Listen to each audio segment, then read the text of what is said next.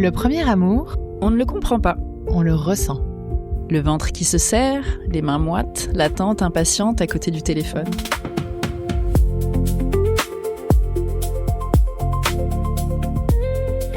Je suis Marie-Charlotte, j'anime Crush, le podcast qui explore nos amours modernes sans naïveté. Et moi, Kitri, j'anime La Chose Étrange, le podcast 15-25 ans où on parle de sexualité et d'intime sans tabou. Elle, c'est l'éveil des sens que l'on n'ose jamais raconter. Et elle, c'est l'amour qu'on n'arrête jamais d'explorer. Le premier amour, c'est quand on découvre les deux en même temps, le cœur et le corps. Bienvenue dans Premier Amour, la série exceptionnelle proposée par Crush et La Chose Étrange. 6 épisodes, 6 premiers amours. Racontés à la première personne comme des confidences.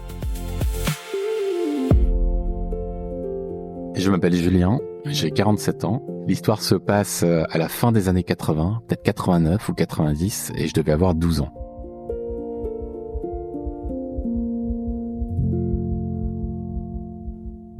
J'étais plus tout à fait un petit garçon, je rentrais dans l'adolescence, j'étais pile entre les deux. Je savais pas encore si j'étais un ado, si j'étais un enfant. J'étais assez populaire, j'avais plein d'amis, les filles m'aimaient bien. J'étais assez anxieux, je l'étais déjà en fait parce que je le suis resté. Mais tout se passait bien, j'avais une relation familiale qui était bonne, un petit frère qui avait 1 an de moins que moi. J'étais bon en classe, donc pas de problème particulier. Quand même une certaine anxiété par rapport au présent et à l'avenir. Alors elle m'aimait bien, peut-être pour plusieurs raisons. La première, c'est que je faisais beaucoup de choses pour qu'elle m'aime bien. Pour moi, c'était important d'être populaire et que les filles m'aiment bien. La deuxième, c'est que déjà à cette époque-là, je m'entendais beaucoup mieux avec les filles qu'avec les garçons. C'est resté aujourd'hui, je me sens beaucoup plus à l'aise avec des filles qu'avec des garçons. Et donc je traînais beaucoup avec les garçons pour jouer au foot, mais le reste du temps avec les filles pour parler d'amoureux, pour faire des classements du top 10 des gens de la classe, pour partager des secrets. Et donc je pense que elles avaient confiance en moi et elles me considéraient plutôt comme un garçon qui est l'un des leurs, plutôt qu'un ennemi. Je me pose déjà des milliers de questions par rapport à l'amour et aux relations amoureuses. J'ai eu l'impression d'avoir eu des palpitations pour des filles à partir du CE1, je crois. Je crois que tous les ans, j'ai eu une amoureuse différente en CE1, en CE2, en CM1, en CM2 et en 6e. Mais c'était juste le fait de dire c'est mon amoureuse. J'avais pas envie forcément de passer le cap ou de concrétiser ça. Mais je sens que c'est un truc important et que autour de moi, on commence à en parler de plus en plus de ces histoires de couple, d'embrasser des gens, de faire des choses. Et ça prend beaucoup de place dans mon esprit parce que c'est de l'émotion pure, brute. C'est pas une place que je peux renvoyer en fait. Ça s'impose à moi. J'ai l'impression que à quel point les gens t'aiment ou t'aiment pas est important et à quel point une fille peut être attirée par toi ou pas est hyper important. Et je me pose la question de savoir est-ce que je suis populaire, est-ce que je plais aux filles, est-ce que tu sais c'est le moment où d'un seul coup tu te dis mais mon visage il est comment, mon corps il est comment. Tu te dis pas encore ma personnalité elle est comment. Tu penses que ta personnalité c'est pas quelque chose sur lequel tu travailles, tu vois. Mais ça prend vachement de place et c'est quelque chose qu'il est difficile de contrôler et c'est des premières. C'est la première fois que tu te retrouves à gérer ce genre de questions. Et donc ton cerveau et ton cœur ne sont pas franchement habitués à travailler là-dessus. Et donc il se passe des choses, voilà, comme je pense beaucoup de gens qui rentrent dans l'adolescence. Je n'ai pas vraiment de représentation culturelle ou le modèle de mes parents me semble assez simple. Ils sont ensemble, ils s'occupent de leurs enfants. J'ai pas l'impression que c'est l'amour fou entre eux. Je vois des films où les gens s'aiment. Pour moi, il y a peut-être 2 sortes d'amour. Il y a celui que j'ai connu jusqu'à présent, de dire c'est mon amoureuse, parce qu'en fait c'est quelqu'un que j'aime bien. Et je sens bien que il y a un deuxième modèle, qui est celui des adultes. Pour moi, l'amour, à ce moment-là, c'est des gens qui s'embrassent.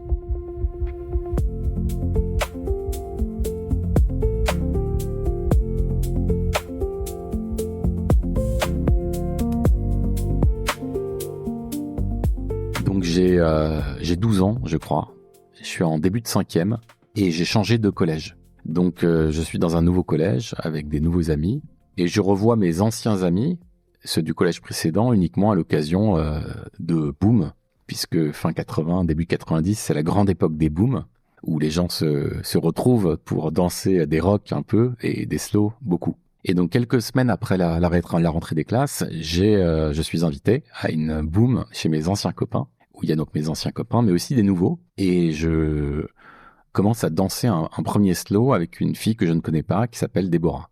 Et quand on dit danser un slow, à l'époque, on danse les slows, les bras bien tendus. Et donc on en danse un premier comme ça, puis un deuxième, puis un troisième, puis un quatrième. Et à chaque fois qu'on redanse ensemble, nos bras se détendent et on finit collés serrés, comme des adultes. Et donc entre chaque slow, on s'éloigne, on va boire un coca, on va rigoler avec des amis, mais quand on remet un slow, on se retrouve sans même s'en parler et on est de plus en plus proches. Et donc là, moi, il y a un truc qui s'emballe et je me dis, il se passe un truc de dingue. En fait, je crois que je n'ai jamais serré une fille dans mes bras de ma vie. Vraiment serré dans mes bras, au-delà de quelqu'un de la famille pour faire un hug, par exemple, pour dire bonjour. J'ai jamais vraiment serré quelqu'un dans mes bras et la sensation est incroyable. Surtout que ça dure 2-3 minutes, un slow. Donc c'est pas juste une accolade et la sensation est folle. C'est très fort, tu ressens des frissons, je pense. Il y a quelque chose qui se passe, qui s'emballe, il y a une sorte de perte de contrôle, mais en même temps un sentiment hyper doux, hyper agréable, hyper confortable. C'est très marquant, mais par pudeur, j'imagine, j'en parle pas, elle n'en parle pas non plus, on fait comme si c'était normal. On se parle entre deux slows peut-être, mais quand on danse, on se parle pas. Elle a sa tête dans mon cou, comme des adultes. Enfin, c'est ce que je me dis, comme des grands, en tout cas. Et la boum se termine, on part sans forcément se dire quoi que ce soit, mais je sais que je vais la revoir parce que je sais que c'est son anniversaire dans quelques semaines, et donc je vais la revoir à sa boum à elle.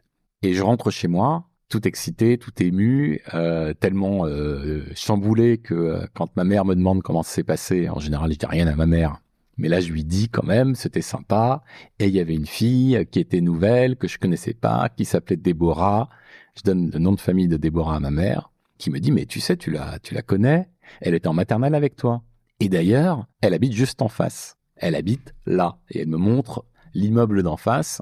Nous, on est au 3e. Elle est au 3e, en face de chez moi. Incroyable, hein. Je le prends évidemment comme un signe du destin. Nos âmes, nos cœurs se sont déjà croisés à nos 3 ans. Et on se retrouve enfin à nos 12 ans pour vivre une grande histoire d'ensemble. Et donc, je rentre dans une sorte d'impatience de la revoir. Et je regarde régulièrement par la fenêtre pour voir si je l'aperçois. Quand je sors de chez moi, je regarde à droite, à gauche si je vais la croiser. Je la vois jamais, mais il y a cette attente qui monte en moi. Et je pense beaucoup à elle. Sans vraiment avoir d'objectif particulier, mais je veux la revoir. Et je crois que j'ai surtout envie de redanser un slow avec elle. Et puis quelques jours plus tard, je croise un copain dans la rue qui était à la boum et qui me dit dis donc, avec Déborah, ça s'est bien passé. Mais tu sais, Déborah, elle embrasse. Et là, panique.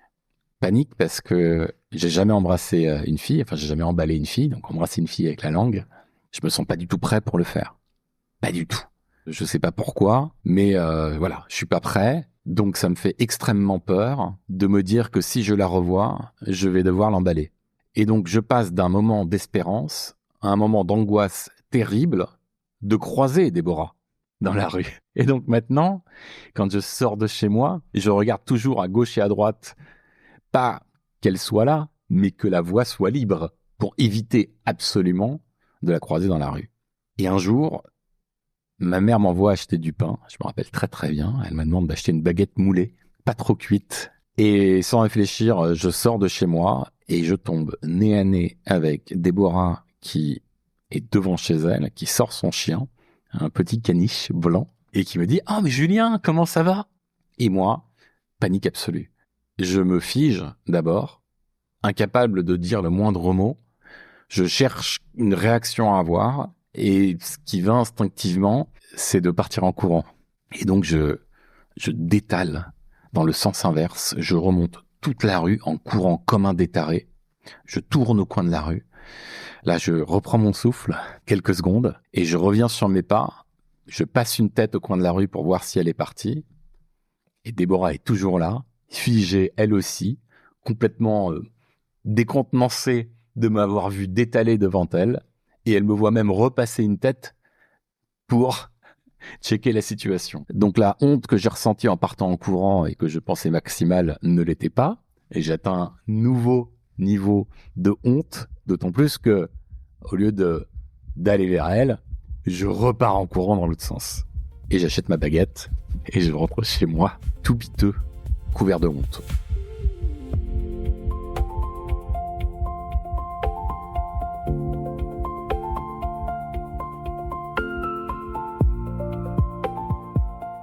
Et donc je suis passé d'un moment d'impatience, d'espoir, à un moment d'angoisse, à maintenant un moment de honte, que je porte en moi quelques jours. Et quelques jours plus tard à l'école, on est en cours de sport. À 12-13 ans en cours de sport, la moitié des gens n'en glandent pas une et sont assis en cercle à se raconter leur vie. Et donc pendant une de ces conversations-là, les gens commencent à parler de qui a déjà embrassé une fille, qui l'a pas fait, qui a déjà embrassé un garçon.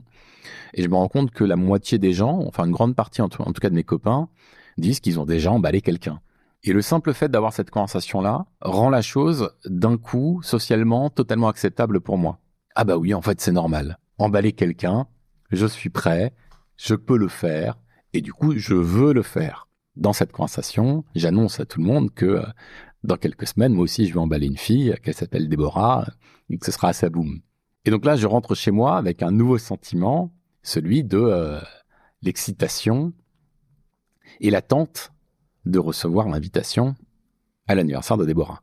Et donc tous les matins, j'ouvre la boîte aux lettres pour regarder si une carte y a été posée, parce qu'à l'époque, on écrivait à la main une petite carte qu'on venait de déposer dans les boîtes aux lettres des copains pour les inviter. Et pendant plusieurs jours, il n'y a pas de carte dans la boîte aux lettres. Puis une semaine se passe, toujours pas. 2 semaines se passent, toujours pas. Et pendant ce temps-là, moi, je rêve Déborah, je vis Déborah, je mange, je bois Déborah.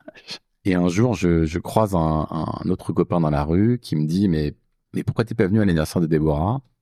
Et je sais pas quoi lui répondre. Parce que l'anniversaire avait eu lieu et je n'avais pas été invité. Et je comprends immédiatement qu'elle ne m'a pas invité parce que je suis parti comme un détaré quand on s'est vu dans la rue. Et qu'elle l'a pris personnellement. Et qu'elle a bien raison. Je passe dans le 5e étape qui est quasiment un chagrin d'amour. Avant tout autre sentiment, je suis hyper triste. Parce que d'un coup, elle me manque. Parce que d'un coup, je sais qu'on ne se reverra jamais, qu'on ne dansera plus jamais un slow ensemble. Et aussi parce que j'ai laissé passer l'occasion d'emballer une fille pour la première fois. Et d'être dans les premiers. Donc, de la tristesse, un peu de honte. Et surtout, la conviction ou une sorte de sentiment profond qui commence à s'installer, qui est que l'amour, c'est quand même un peu dangereux. Et je peux le résumer en me disant que j'associe l'amour à une perte de contrôle. C'était quand même sacrément le bordel, cette histoire. Et donc, je me dis, est-ce que l'amour, franchement, c'est pas un peu dangereux ? Est-ce qu'il faut pas reprendre la main un peu sur les choses ? Et ce sentiment-là a un impact direct sur ma vie amoureuse, sur les années qui suivent, où je décide que je vais reprendre le contrôle et que je vais pas tomber amoureux. J'ai envie que les gens tombent amoureux de moi, que les filles tombent amoureuses de moi, mais j'ai pas envie de tomber amoureux d'elles en retour parce que j'ai peur de reperdre le contrôle. Alors, j'étais assez populaire, assez copain avec les filles, donc il y avait plusieurs filles qui voulaient sortir avec moi, en 5e, en 4e, qui me le disaient ou qui envoyaient une copine me dire « Est-ce que tu as envie de sortir avec ma copine ?» Et ma réponse aura toujours été non, parce que il y a trop d'amitié entre nous et j'ai pas envie de gâcher ça en sortant ensemble. Donc la réponse que donnaient les filles à cette époque-là. J'ai réutilisé leur arme contre elles. Et donc j'ai emballé personne de toute la 5e et quasiment de toute la 4e. Jusqu'à ce qu'un jour, mon frère, qui avait 1 an de moins que moi, m'annonce tout fier qu'il avait embrassé une fille pour la première fois. Et donc moi, je lui mens en lui disant « Bah moi, j'en ai emballé plein. Mais quand même, ce soir-là, j'ai un peu la honte. » Et donc le lendemain, quand j'arrive à l'école, la première des filles qui veut sortir avec moi, que je vois dans la cour, je lui dis « Je suis d'accord. » Et on va se cacher derrière les toilettes et on s'emballe. Mais même après cette histoire-là, j'avais quand même la perception, la conviction, un sentiment profond que l'amour, c'était une perte de contrôle et que pour que ce soit de l'amour, il faut qu'il y ait une perte de contrôle, il faut qu'il y ait une sorte de passion, il faut que ce soit plus que quelque chose de simple, de naturel, d'accessible. Et à 15 ans, j'ai vu Les Nuits Fauves qui m'a conforté dans cette conviction. Donc Les Nuits Fauves, ce film de Cédric Collard, absolument génial, que j'ai vu d'ailleurs une dizaine de fois, qui raconte une passion amoureuse absolument dévorante, où l'amour c'est la destruction, et puis c'est une incapacité de contrôler quoi que ce soit, c'est un sentiment qui dépasse tout, quoi. Et je me dis mais c'est ça, on est d'accord. L'amour c'est ça, et si ce n'est pas à ce niveau-là, c'est pas de l'amour. Et donc ça me donne une perception biaisée de mes premières vraies relations amoureuses. Où à 15 ans, où j'ai une première copine, où ça dure quelques mois. À 16 ans, j'en ai une qui ça dure 1 an. Donc j'ai des relations assez longues qui commencent et qui sont assez simples. Et du coup, j'aime beaucoup les filles avec qui je suis, mais j'ai du mal à me dire amoureux parce que il manque ce côté complètement destructeur, incontrôlable. Et ça dure comme ça un moment, en fait. Et ça a duré plusieurs années, en fait, d'associer l'amour à quelque chose de passionné, de mélanger la passion et l'amour, et aussi de considérer que sans passion absolue, il n'y a pas d'amour. Alors qu'il peut y avoir de l'amour sans passion. Le moment où j'ai changé de perception là-dessus, c'est bien plus tard, j'avais presque 30 ans, à l'occasion d'une séparation. J'ai passé plusieurs années avec une fille avec qui c'était simple et évident, tout le temps. Et je me disais qu'il y avait encore des choses plus fortes à vivre, parce que c'était pas assez passionnel. Et en me séparant d'elle, j'ai vu tout ce que j'ai perdu, et du coup tout ce que cette relation m'apportait. Et j'ai compris que pour moi, l'amour, en tout cas ma perception de l'amour, était biaisée, et que peut-être que l'amour, c'est une évidence, en fait. Peut-être que c'est avoir l'impression d'avoir toujours été avec la personne que tu viens de rencontrer.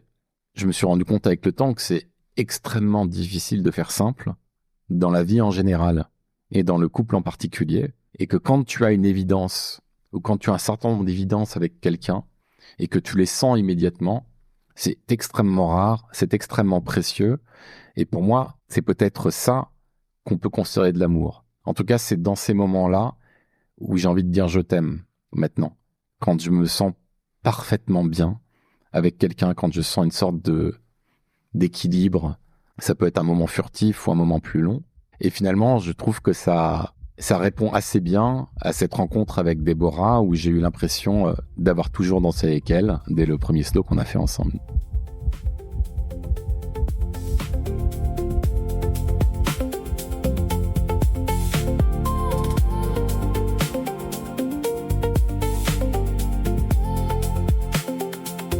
Si je pouvais parler à la personne que j'étais à cet âge-là, je lui dirais sois plus courageux, n'aie pas peur de faire de faux pas, parce que en fait à cet âge-là personne ne sait comment faire, donc tout le monde se trompe et tout le monde y va à tâtons. Et à force d'avoir eu peur et d'être parti en courant par exemple, finalement tu as fait pire que ce que tu aurais pu faire en allant lui parler. Si je pouvais parler à Déborah, je lui dirais Déborah, je suis désolé, c'était pas contre toi. En fait, c'est parce que je t'aimais trop. Si je suis parti en courant, c'est pas parce que je t'aimais pas, c'est parce que je t'aimais trop.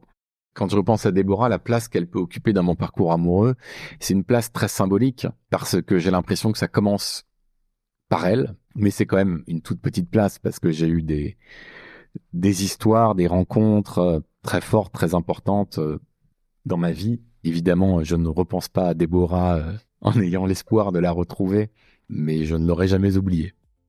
Si je devais résumer cet amour, ce premier amour en une image, c'est étonnamment, pour moi, l'image qui reste, c'est pas le slow. C'est moi en dehors de mon corps qui me voit partir en courant avec les sous pour la baguette dans ma poche et d'étaler comme un détaré. C'est ça l'image qui me reste, c'est moi qui pars en courant, plus que moi qui danse un slow avec elle.